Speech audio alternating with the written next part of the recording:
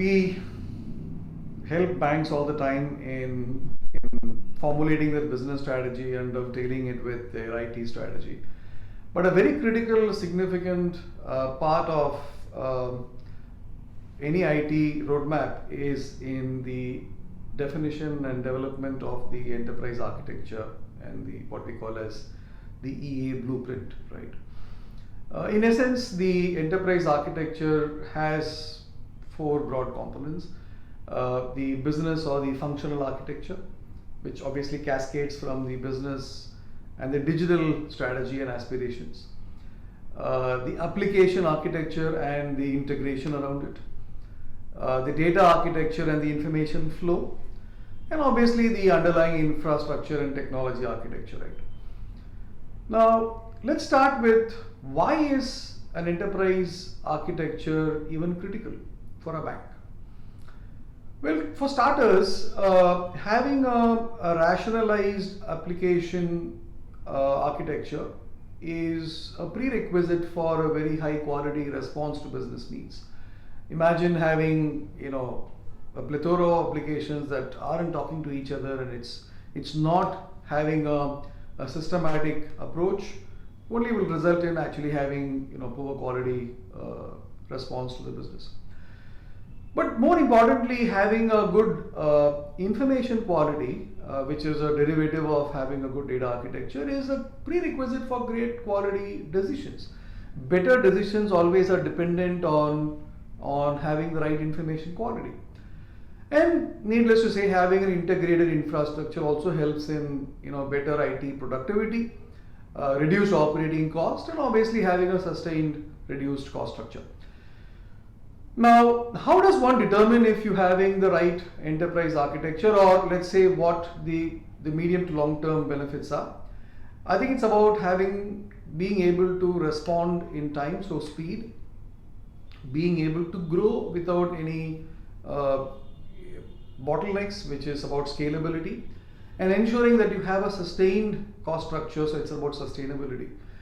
And all the three components are critical, when we actually get to evaluate what your enterprise architecture readiness or maturity is. We at Cedar, we help in conducting maturity assessments and designing the roadmap for banks. And normally when we look at it, we look at these four components carefully. So we look at the application and how relevant the application architecture is. We use what we actually call as the 8-layer Cedar architecture, which for a bank includes the channel component, which is to do with engaging with the customers, which is all your channels, digital channels, your ATM and branches and all the digital channels. The front office, which is to do with CRM and loyalty and the likes, which is engaging in the front office. The middle office to do with risk management, fraud management, operational risk, and all the elements to do with risk. The back office, which is where we have the likes of core banking and trade finance and transaction banking and all the heavy lifting components. The support layer, which obviously is what we have as the layer on where you have the office automation and mailing and all the components which are critical for running the enterprise. You also have the analytics layer, which is where we have the MIS and the analytics and all the components going in the analytics setting.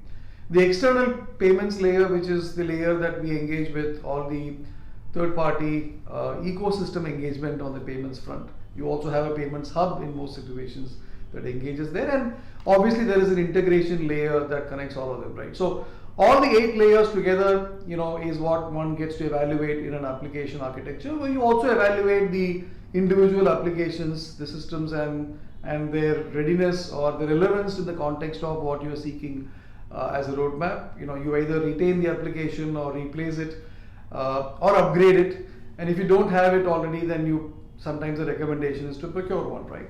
But that's the critical aspect of what goes in the application architecture.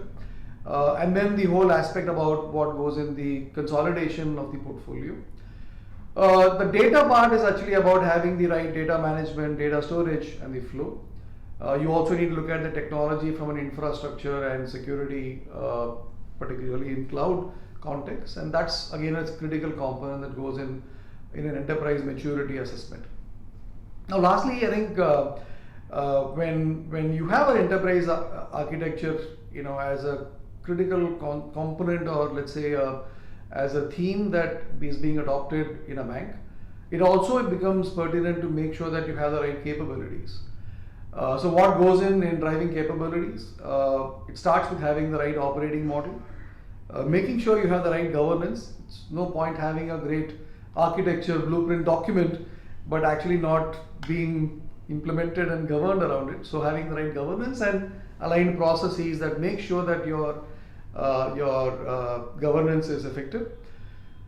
And obviously you need to have the right skill sets. I mean, what's the point having a fantastic EA if you can't actually get to have them implemented, or let's say institutionalized, for which you need to have the right skill set. So in essence, if I was to summarize, having a good enterprise architecture is a prerequisite in our view to actually have good response to business, make sure you have the right IT productivity, make sure your decisions are of better quality, have the right operating costs for technology, and make sure it is sustained. Thank you.